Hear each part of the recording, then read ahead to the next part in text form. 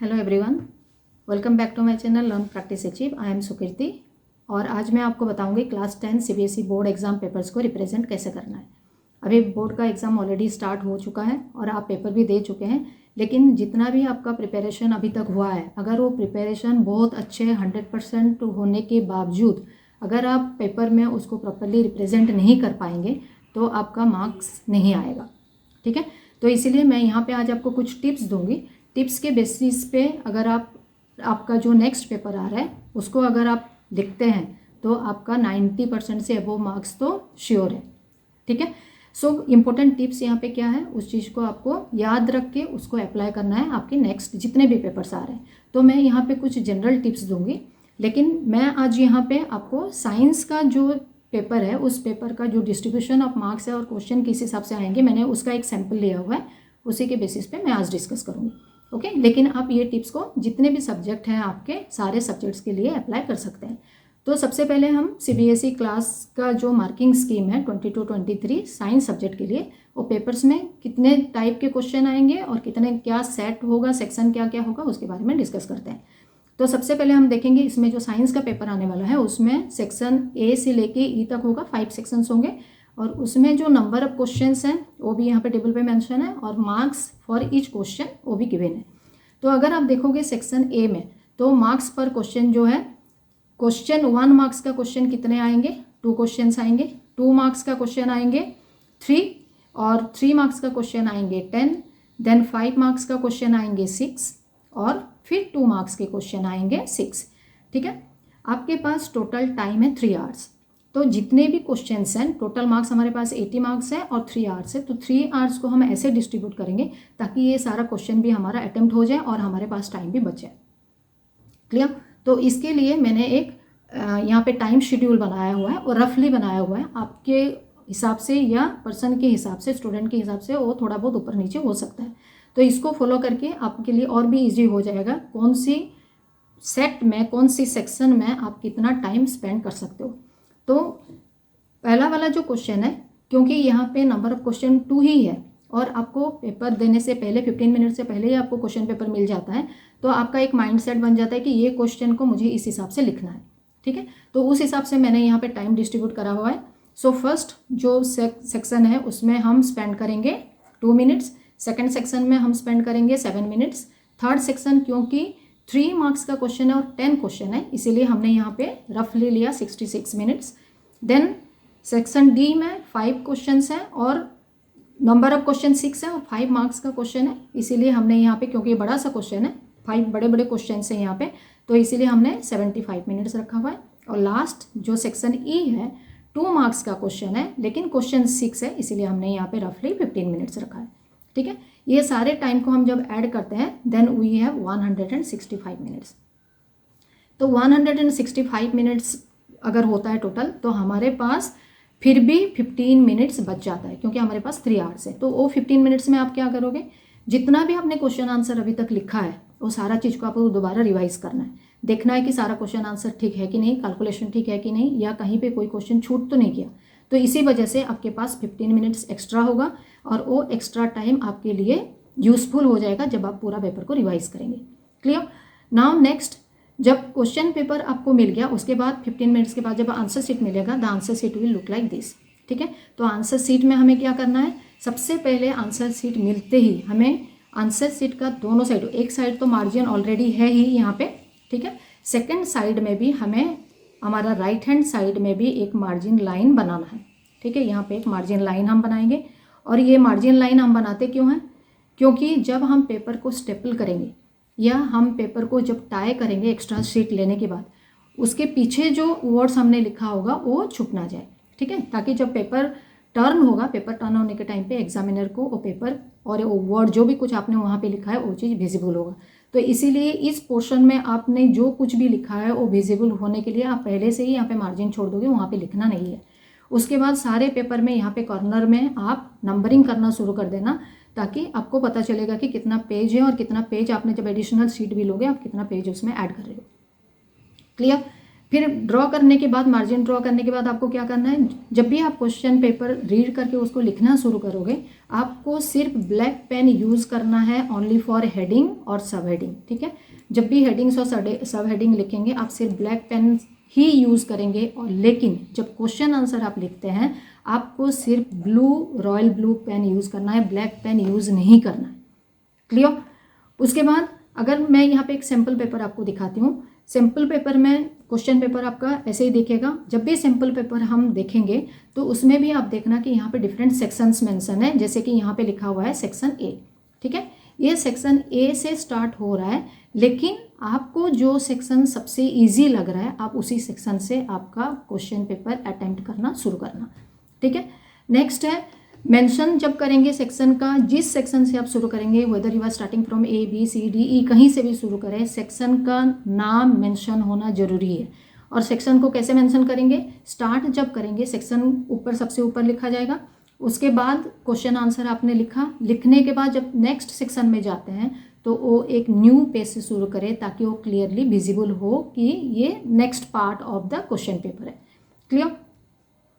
Next एक sample paper मैंने यहाँ पे लिया हुआ है जिसमें कि टॉपर्स का आंसर शीट है, और इसी आंसर शीट के बेसिस पे मैं आपको बताऊंगी कि आपको आंसर लिखना कैसे है, ठीक है। तो सबसे पहले right your answer in sequence. Sequence मतलब क्या है, अगर कोई भी सेक्शन आप शुरू करते हैं, सेक्शन शुरू करने के बाद जो क्वेश्चंस होते हैं वो क्वेश्चन में 1 2 3 4 जो भी क्वेश्चन होगा उसको सीरियली करना है, उसको बीच में छोड़ना नहीं। ऐसा नहीं कि क्वेश्चन नंबर 1 पहले कर दिया फिर क्वेश्चन नंबर 8 फिर क्वेश्चन नंबर 3, ऐसे नहीं करना। क्यों नहीं करना, क्योंकि आप सिर्फ अपने पॉइंट ऑफ व्यू से नहीं सोच के एग्जामिनर पॉइंट ऑफ व्यू से भी सोचेंगे। जो एग्जामिनर आपका पेपर चेक करेगा वो क्वेश्चन पेपर को बार बार टर्न करके अभी क्वेश्चन 1 फिर क्वेश्चन 8 फिर क्वेश्चन 3 ऐसे करके वो चेक नहीं करेगा, ठीक है। अगर करेगा भी तो ही और शी विल बी इरिटेटेड।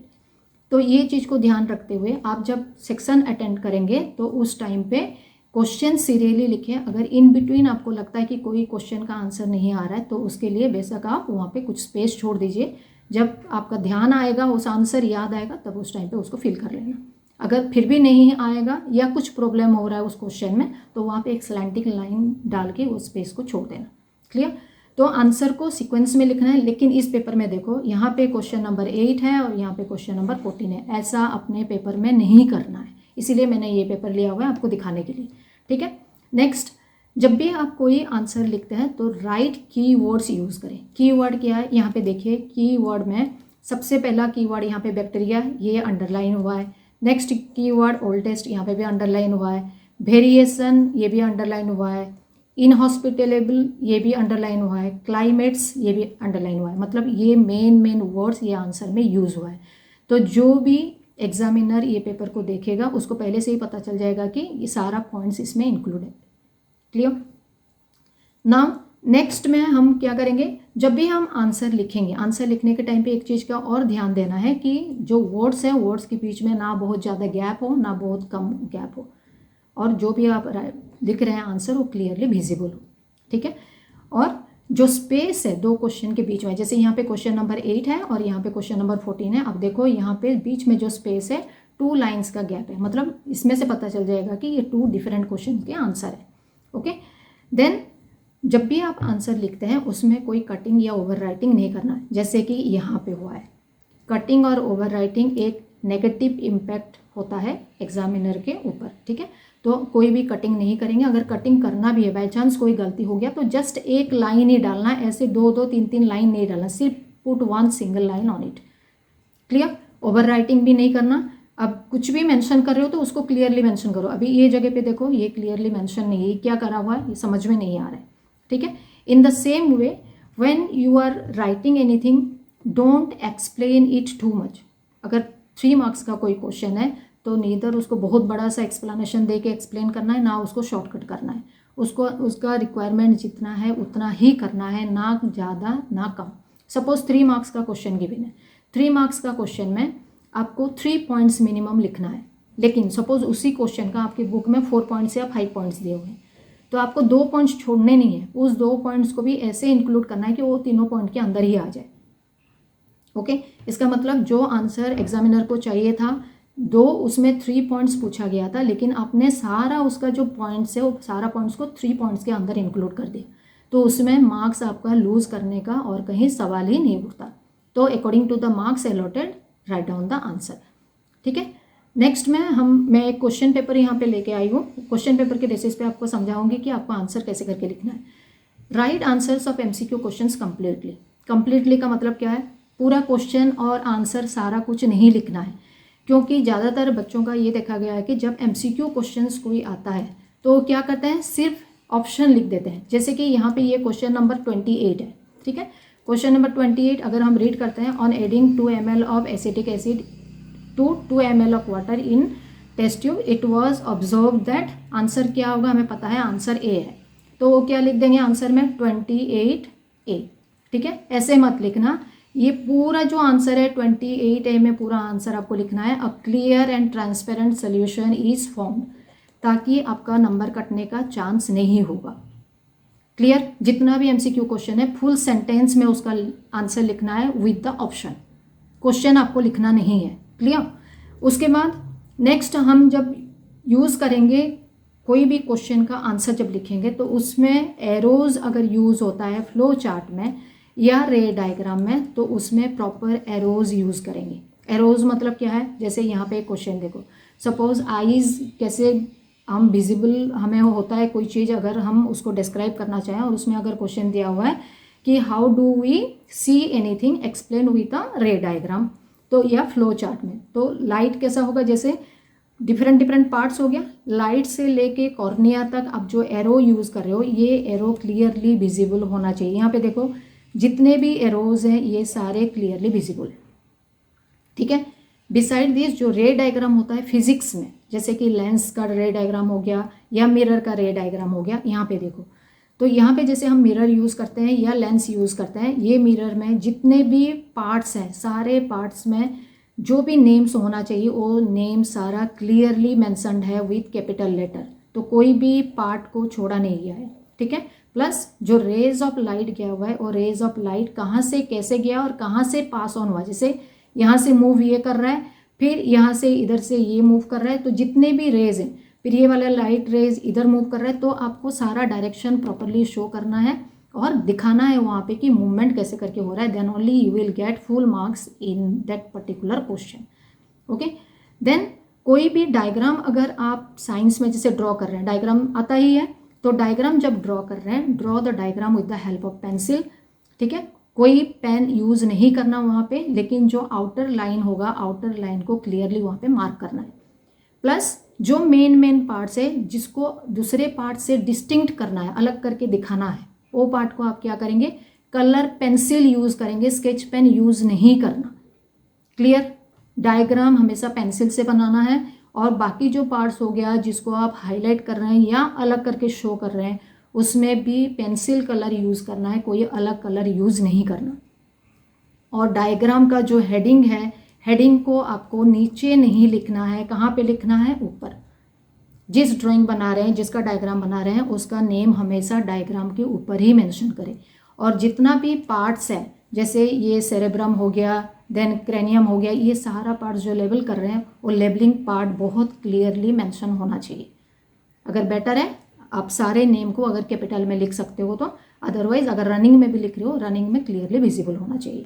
ठीक है, नेक्स्ट हम ले लेते हैं एग्जाम्पल। अगर कोई भी डिफरेंस लिख रहे हैं क्वेश्चन का, एक क्वेश्चन ऐसा आया हुआ है, suppose differentiate between this and this, तो जब डिफरेंस लिखते हैं आप क्वेश्चन, तो डिफरेंस में हमेशा एक बॉक्स बनाइए और बॉक्स के अंदर ही डिफरेंस लिखिए। यहाँ पे जैसे दिया हुआ है देखो, difference between blood and lymph, तो ब्लड और लिम्फ को जैसे आप लिख रहे हो तो एक बॉक्स के अंदर आप लिखो और जैसे उसके पॉइंट्स ऑफ डिफरेंस लिखते हो, यहाँ पे जैसे 0.1 और 0.1 ये दोनों सेम लाइन में शुरू हुए, ऐसे सेम ईयर 0.2 और 0.2 भी सेम लाइन में, और बीच में एक लाइन यहाँ पे ऐसे ड्रॉ हुआ है, मतलब लाइन खाली छोड़ा गया है ताकि 0.1 और 0.2 में स्पेस रहे, और 2 और 2 दोनों साइड का एक ही लाइन से शुरू हुआ है, तो कोई लाइन ऊपर और कोई लाइन नीचे, मीन्स अगर 2 पॉइंट यहाँ पे शुरू हो रहा है तो दूसरा का 2 पॉइंट भी यहाँ से ही शुरू होगा, एक ऊपर एक नीचे शुरू नहीं करना।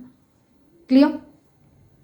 नेक्स्ट में जब भी हम कोई इम्पोर्टेंट पॉइंट्स होगा, फॉर्मूलाज होगा या फाइनल आंसर होगा, कोई भी न्यूमेरिकल, सपोज आप न्यूमेरिकल कर रहे हो फिजिक्स का, तो उसको एक रेक्टेंगुलर बॉक्स के अंदर रख के उसको हाईलाइट करो। ये अनदर आंसर शीट है, देखो यहाँ पे जो क्वेश्चन गिवन है, ये क्वेश्चन में कोई भी पॉइंट है, ये वाला पॉइंट देखो, ये एक फॉर्मूला है आई इज इक्वल टू और I is proportionate to B, ठीक है। So when I is directly proportional to B, ये एक फॉर्मूला है, ठीक है।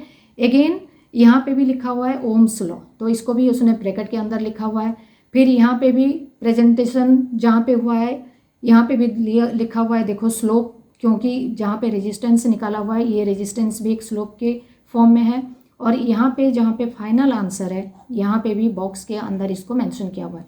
इसका मतलब क्या हुआ, जितना भी इम्पोर्टेंट पार्ट्स था इसमें, सारा इम्पोर्टेंट पार्ट्स को, फॉर्मूलाज को हाईलाइट करा हुआ है रेक्टेंगुलर बॉक्स के अंदर, ताकि वो जो भी एग्जामिनर उसको चेक करेगा उसको पहले से ही पता चल जाएगा कि ये जो स्टूडेंट है इसको इसका कंसेप्ट क्लियर है और इसमें जो जो चीज़ यूज़ हुआ है वो चीज़ के बारे में उसको नॉलेज है।